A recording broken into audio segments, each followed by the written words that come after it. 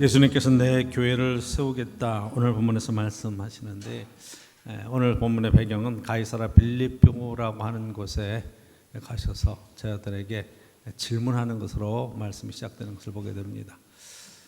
이 헐몬산, 이 가이사라 빌립보라고 하는 것은 우리나라 지도로 표현하면 백두산과 같은 거예요. 이스라엘에서는 제일 높은 산이고 제일 북쪽에 있는 산.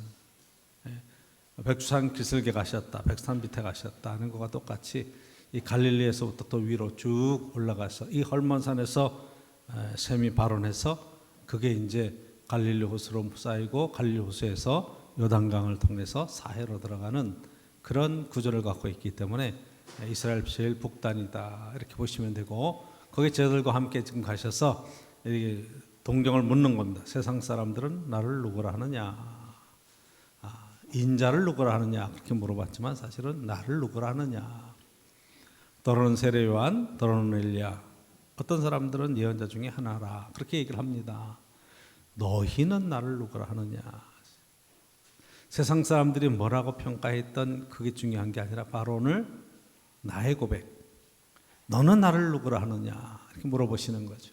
그랬더니 베드로가 대답을 합니다. 주는 그리스도시요 살아계신 하나님의 아들이십니다. 굉장히 중요한 신앙 고백이죠. 주는 그리스도이십니다. 그리스도, 메시아라는 말이죠. 메시아이십니다. 우리를 죄에서 구원하시며 영원한 생명을 주시는 바로 그분이 하나님의 아들이십니다. 하나님의 아들이라고 고백하는 거예요. 하나님의 아들이라고 하는 표현 자체는 하나님과 동격이고 동등되고, 우리가 말씀하는 우리 기독교의 삼위일체 교리 가운데 한 부분을 다 이야기하는 신앙 고백이 가운데 들어있는 것을 보게 됩니다. 그랬더니 예수님께서 칭찬하시는 거예요. 바요와 시몬아, 내가 복이 있다. 너 참 복된 이야기를 했다. 정말로 축복된 그런 지혜의 말을 네가 했구나. 이것을 알게 한 사람은 세상 사람이 아니라 하나님 아버지시라. 이것을 깨닫게 하시고 믿게 하시고 고백하시게 하시는 분은 여호와 하나님이시라. 그러니까 우리의 신앙의 출발점은 이 예수 그리스도가 누구신가 하는 고백에서 출발되었고, 이것을 알게 하시는 분은 하나님이시고, 예수님께서 내가 이 반석 위에 내 교회를 세우겠다, 내 교회를 세우겠다 그렇게 얘기하세요. 예수님의 교회를 세우겠다. 음부의 권세가 이기지 못할 것이다. 세상의 어떤 세력도 교회를 능히 이길 수가 없을 것이다 이야기하시죠. 오늘 본문 속에서 우리에게 주시는 굉장히 귀중한 깨달음이 있습니다. 이 교회에게 예수님께서 천국 열쇠를 맡기겠다고 얘기해요. 내가 천국 열쇠를 내게 주리니 네가 땅에서 매면 하늘에서도 매일 것이고 땅에서 풀면 하늘에서도 풀릴 것이다. 땅의 권세를 가지고 이 땅에서 모든 문제를 하나님 앞에 풀고 매고 하는 이 권세를 교회가 갖게 되었다는 겁니다. 교회는 뭐 하는 것이냐? 하늘의 권세를 가지고 땅의 문제를 해결하는 것이라. 그렇게 지금 말씀합니다. 네가 매면 매일 것이고 풀면 풀리라. 우리는 자꾸 거꾸로 생각하죠. 하나님이 도와주시면 풀릴 것이다. 하늘에서 풀어주면 풀릴 것이다. 대통령이 잘하면 풀릴 것이다. 이렇게 얘기하지만 성경 우리에게 천국 열쇠, 하늘의 권세를 우리에게 주셨는데 우리가 하기 나름이다. 이 이야기를 지금 놀랍게 선언하시는 겁니다. 그렇죠? 그리고 이 이야기를 이제 세상에 이렇게 이야기하지 마라 이렇게 얘기를 하시죠. 아직 때가 되지 않았다. 성령이 임하시면 너희 권능을 받고 내 증인이 될 것이다. 이제 그 이야기를 쭉 해나가실 것 같습니다. 오늘은 교회 창립, 저희 교회 창립 42주년 그런 예배를 함께 드리면서 오늘 본문 속에서 우리 교회가 무엇인가 하는 것에 대한 조그만한 생각들을 함께 은혜로 나누려고 합니다. 오늘 본문 속에서 첫 번째 저와 여러분들이 꼭 붙잡아야 될 말씀은 내 교회를 세우겠다 하는 거예요. 모든 교회는 주님의 교회입니다. 할렐루야. 주님의 교회예요. 역사적으로 이 교회는 한 뿌리를 갖고 있어요. 보수적인 어떤 그런 어떤 특별한 교회에서는 뭐 캐톨릭을 향해서 이단이다, 뭐 성모 마리아를 뭐 섬기기 때문에 뭐 잘못됐다 뭐 이야기하기도 하지만, 사실은 교회 정통적인 뿌리는 캐톨릭에서 쭉 넘어오는 거죠. 그렇죠? 출발은 캐톨릭에서 시작하는 거예요. 여기 예수님이 세우시는 이 교회에서, 이 교회가 요한계시록 보면 박해를 받고 그리고 땅으로 나오는 게 이제 313년 콘스탄틴 대제 때 나오는 것이고, 그리고 교회가 권력을 잡게 되는데 이 권력이 뭐냐면 모든 유럽의 모든 당시의 세계 교회 지역에 교회가 세워지고 캐톨릭이 신앙이 하나가 되다 보니까 이게 그 고대의 모든 나라의 임금들도 다 교황의 밑으로 들어오게 돼요. 그런 아주 쉬운 예로 들면 최고의 권력을 교회 교황이 갖게 되는 거예요. 교회가 최고의 권력을 갖게 되는 거예요.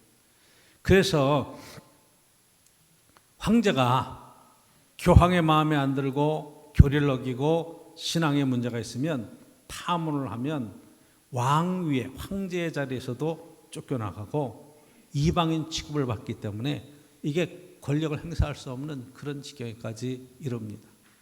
그게 이제 AD 500년 이후에 600년 되면서 그레고리 대제라고 하는 그분이 교황이 되는 순간에 여러분들이 이제 찬양대 그레고리 찬트 이런 거 있던 것처럼 그때서부터 이제 교회 권력이 커지는 거예요. 근데 이렇게 되면서 뭐가 문제가 되냐 하면 교회가 하나님 앞에 영광을 돌린다고 해서 여러분 유럽에 이렇게 성지순례나 교회순례가 보면 어마어마한 그런 고딕 양식의 또는 바로크 양식의 교회들 성당들을 보는 것처럼 그렇게 중세교회는 큰 권력을 가지고 뭘 했냐면 건물을 높이 짓고 그리고 그것을 통해서 하나님의 영광을 드러낸다고 생각했고 하나님의 영광이 임한다고 생각하는 그런 건물 중심의 교회가 되어져 간 거죠. 그게 이제 여러분 잘 아는 대로 쭉 넘어오면서 언제까지 1500년까지 1517년에 마틴 루터가 종교개혁하면서 이게 개신교회가 출발되잖아요. 그러니까 교회 역사는 쭉 오다가 1054년에 동방정교회라고 하는 그런 정교회하고 캐톨릭하고 갈라지고, 그렇죠? 지금 러시아 정교회, 그리스 정교회 하는 이 동방정교회의 전통이 1054년에 갈라지는 거고, 그리고 1517년에 개신교회가 갈라지는 거고, 개신교가 갈라져 나올 때의 제일 큰 특징이 뭐냐 하면 그 전까지는 국가교회였어요. 전체적으로 전 세계 캐톨릭의 제일 큰 영향력 아래에 있었고 국가교회였어요. 그래서 우리나라는 종교가 캐톨릭이다. 그럼 캐톨릭으로 태어나면 무조건 캐톨릭이에요. 영세받고 어렸을 때 영세받고 그래서 죽을 때까지 7개 성사를 지나면서 종부성사, 죽음에 이르는 것까지도 예식으로 예배로 그렇게 가는 거예요. 여러분들이 캐톨릭에 가면 혼배성사라고 해서 결혼식해도 이게 지금 우리 개신교에서는 예식장에서 결혼식해도 목사님 와서 주례해 주세요. 그러면 가서 주례를 해 주잖아요. 근데 캐톨릭에서는 예식이기 때문에 성당 안에서 예식이 되지 않으면 그게 정식 예식으로 인정받지 못하는 그런 부분이 있어요. 왜?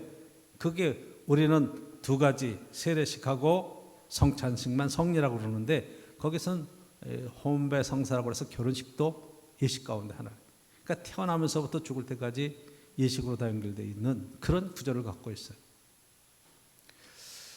내 의지하고 상관없이 그렇게 태어나서 그렇게 신앙생활 하다가 가는 세월이 1000년이에요.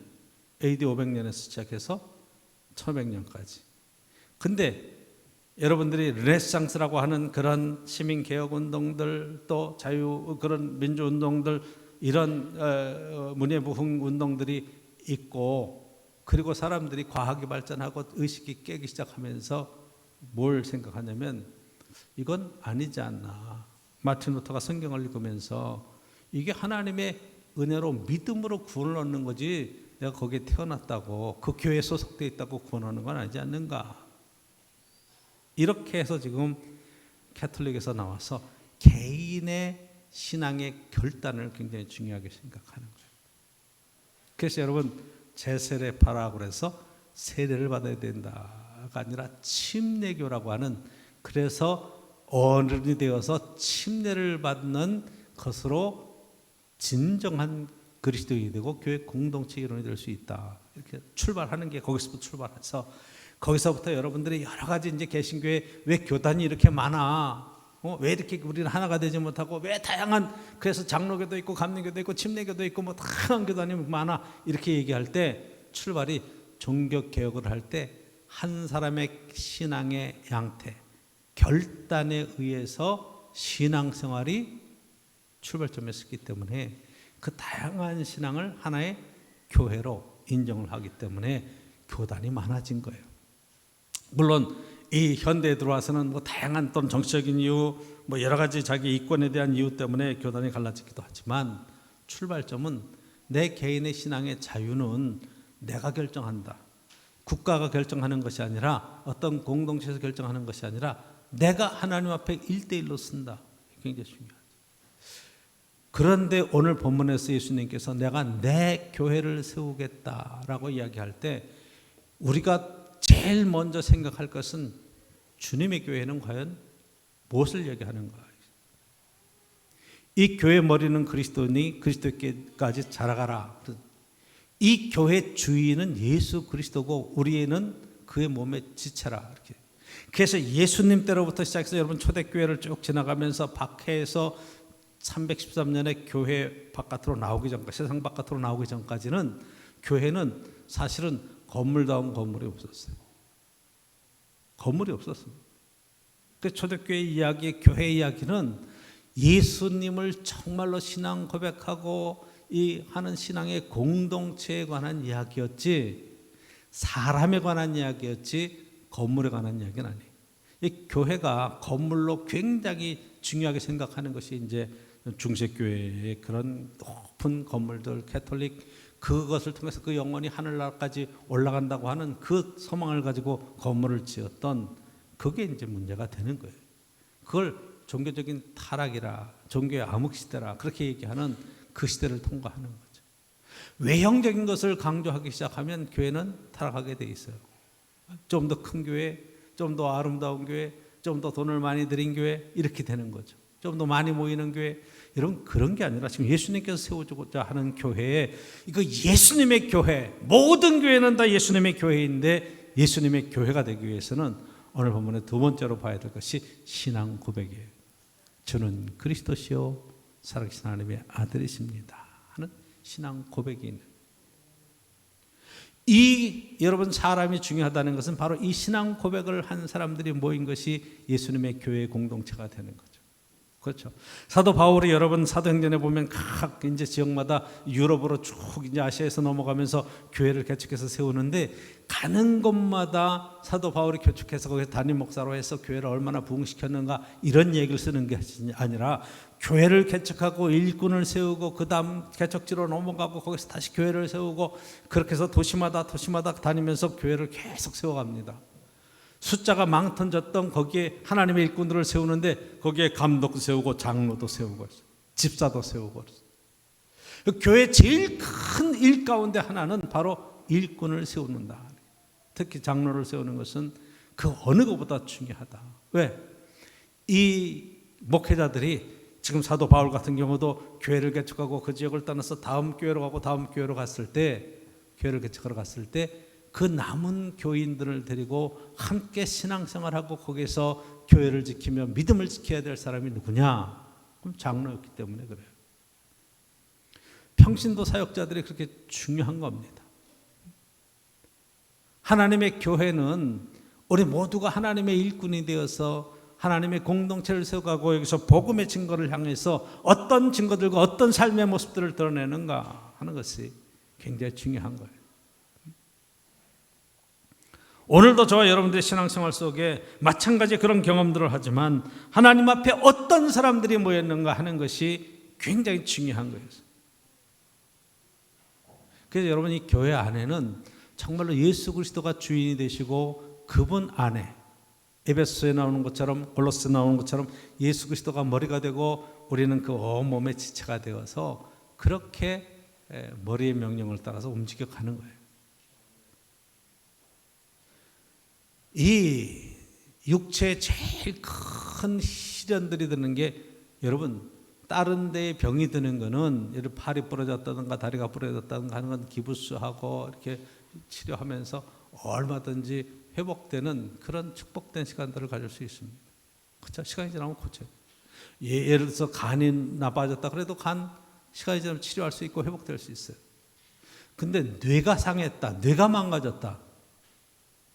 예를 들어서 뇌출혈 때문에 뇌의 기능이 반이 죽었다. 그러면 그 삶은 회복되기가 너무너무 힘이 든 거예요. 마찬가지 교회 안에서 여러분 제일 중요한 것은 뇌인 예수 그리스도가 우리의 머리가 되시는데 주님으로부터 이 명령들과 이 말씀들이 다 우리의 몸의 각 지체로 다니면서 교회를 튼튼하게 세워가고 건강한 몸으로 만들어 가야 되는데, 그렇죠? 그러니까 바른 신앙 고백, 예수 그리스도가 어떤 분이신가 하는 신앙 고백은 우리의 삶 속에 굉장히 중요한 의미를 갖는다. 여러분 꼭 기억하시기를 주로 축복합니다. 누구의 말씀을 들을 것인가? 예수 그리스도의 음성을 듣고 그의 말씀을 따라서, 성경 말씀을 따라서 우리의 삶을 반듯하게 살아가야 될 책임이 어디 있는가? 우리 각 지체의 몸에 있다는 거예요. 예? 이게 굉장히 중요하죠. 세 번째 오늘 말씀 속에서 보면 천국 열쇠는 누가 갖고 있는가? 이 교회가 갖고 있어요. 저 여러분들이 갖고 있는 거예요. 그래서 매면 매이고 풀면 풀리는 거예요. 우리는 자꾸 이야기해요. 세상이 우리를 안 도와준다. 지금 뭐 코로나 걸리고 뭐 걸리고 해서 지금 야 어떻게 이런 일들이 자꾸만 생기는가? 정권이 바뀌면서 어떤 분들은 막 상심하고 어떤 분들은 막 좋다고 얘기하고 그러는데, 여러분 제 평생을 살아보면서 느끼는 것은 정권이 아무리 바뀌어도 제 인생에는 별로 영향이 없더라고요. 제가 정당인도 아니고 목회자로서 이 땅을 살아가는 동안에, 그렇죠? 가만히 생각해 보십시오. 결국 제가 청년 때로부터 시작해서 이 한국 사회에 이렇게 큰 경제 부흥과 이런 것들을 이루는 것을 대통령이 이루는가, 정치가들이 이루는가? 여러분 어떻게 생각하세요? 경제인들이 밤낮 뛰고 세계를 나가서 어떻게든지 물건 하나도 좀 더 팔아보려고 애를 쓰는 그런, 살아보려고 애를 쓰던 그런 것들.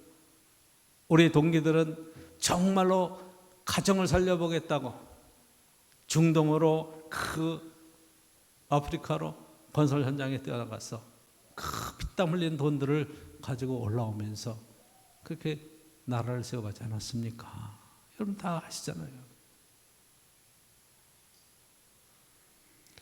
땅에서 매면 하늘에서도 매일 것이다. 땅에서 풀면 하늘에도 풀 것이다. 애가 푸는 대로 하나님께서 열어주시고 그렇게 길을 이끌어 가실 것이다. 하늘을 돕는 자, 그렇죠? 하늘 안에서 최선을 다하는 자를 하늘이 돕는 거예요. 하나님이 다 아신다. 우리는 그렇게 말로 표현하지만 그것은 내가 최선을 다하고 그리고 어쨌든지 하나님의 뜻을 기다리는 그런 우리의 자세가 필요하죠. 누가 풀 것입니까? 그럼 저와 여러분들이 풀어가야 되는 거예요. 내 인생은 그 누구도 살아주지 않는 거예요. 그렇죠? 내가 풀어가는 겁니다. 나는 연약해요. 난 부족해요. 난 지혜가 없어요. 그러니까 베드로의 신앙 고백처럼 주는 그리스도시여 살아계신 하나님의 아들이십니다. 그것을 알게 한 분은 내가 아니라, 사람이 아니라 하늘에 계신 하나님 아버지시라. 하나님께서 우리의 삶에 지혜를 주시고 그 길을 열어가실 때 우리는 하나님의 뜻을 분명히 알고 하나님이 원하시는 그 자리에서 맡겨진 귀한 사명을 감당할 수 있다는 것을 깨닫는 거예요. 내가 곧 길이요 진리요 생명이니 나로 말미암지 않고는 아버지께로 올 자가 없다 말씀하시는 이 하나님 안에서의 참 길과 진리를 어떻게 깨달을 것인가? 예수 그리스도가 누구신가? 하나님의 선하신 뜻이 어디에 있는가? 어떻게 인생을 살아가야 되는가? 여기에 사는 길이 있고 지혜의 방편이 있습니다. 교회는 바로 이 길을 알리는, 그렇죠? 여기에 길이 있습니다. 이상한 사람들 세상에 많다고 그러죠. 뭐 도를 아십니까? 당신은 애군이 꼈습니다. 여러분 혹시 그런 사람들 만나면 도를 아십니까? 그럼 잘합니다. 그래요. 그렇죠? 우리는 예수 그리스도가 길이요. 길이라는 게 한문으로 쓰면 도잖아요. 그렇잖아요. 예수님을 아는 것 외에 다른 길이 어디 있어요? 주의 은혜 가운데 정말로 이 교회가 세워지는 귀중한 자리에 저와 여러분들이 있고, 오늘 특별히 이정호 장로 또 현교한 장로 두 분 장로님이 몸된 교회 귀한 일꾼으로 세워지는 복된 날입니다. 천국 열쇠를 가지고 문제를 해결하며 정말 아름다운 인생의 삶을 살아갈 수 있는 축복과 은혜가 있기를 간절히 축원합니다. 많은 경우에 지금 세상이 교회를 통해서 문제를 해결받는 게 아니라 세상이 교회를 염려하는 시대를 지금 살고 있어요. 그래서 교회 건축을 하려고 그러면 동네 사람들이 막 반대를 해요. 여기 교회 들어오는 거 반대합니다. 아니, 그 어떤 집단보다도 교회 들어오면 우리가 사는 길이 있습니다. 여기 무조건 들어와야 됩니다. 그래야 되는데 교회가 언제부턴가 지탄의 대상이 되고 이기적인 집단이 되어버렸어요. 그 왜 그럴까? 그 저와 여러분의 문제예요, 사실은. 그렇죠? 사람의 문제라 이 말이에요. 세상 속에서 신앙으로 산다는 것, 하나님을 섬기며 산다는 이 교회의 일원으로 산다는 것이 과연 어떤 것인가 여러분 잘 기억하시고, 내가 있는 곳에 문제가 많이 생긴다, 내가 있는 곳에 큰 어려움들이 생긴다, 일들이 꼬인다, 그럼 여러분 신앙생활 잘못하시는 거고, 내가 가는 곳마다 문제가 해결되더라, 내가 가는 곳마다 정말로 좋은 일들이 일어나더라, 내가 가는 곳마다 정말로 형통하게 일들이 풀려가더라. 할렐루야. 혹시 여러분 그런 경험이 많이 있으셔야 돼. 어떤 가게에 손님이 없어서 딴 데는 막 손님이 있고 그래가지고 내가 여기 손님이 너무 없네, 그래서 여기서 팔아줘야지 하고 쑥 들어갔더니 내가 물건을 고르는 동안에 사람들이 갑자기 막 몰려 들어와서 북적북적 하는 거예요. 할렐루야. 음식점에 보니까 사람이 없어. 우리는 사람 많은데 막 차 많이 세워져 있는데 저 맛집 막 찾아가지만 그래도 저기 보니까 깨끗한데 사람이 없는 것 같아. 그래서 거기에 차를 대고 쑥 들어갔더니 내가 들어간 뒤에 사람들이 축축축 들어와서 채워지기 시작해요. 이게 참 내가 가는 곳마다 이게 문제가 풀리고 형통하게 되는구나. 할렐루야. 하나님이 나를 그런 자리에 쓰시는구나. 여러분들이 어려운 직장에 들어갔는데 여러분이 들어가면서부터 그 직장이 형통하고 풀리고 일이 잘 된다. 할렐루야. 그렇죠?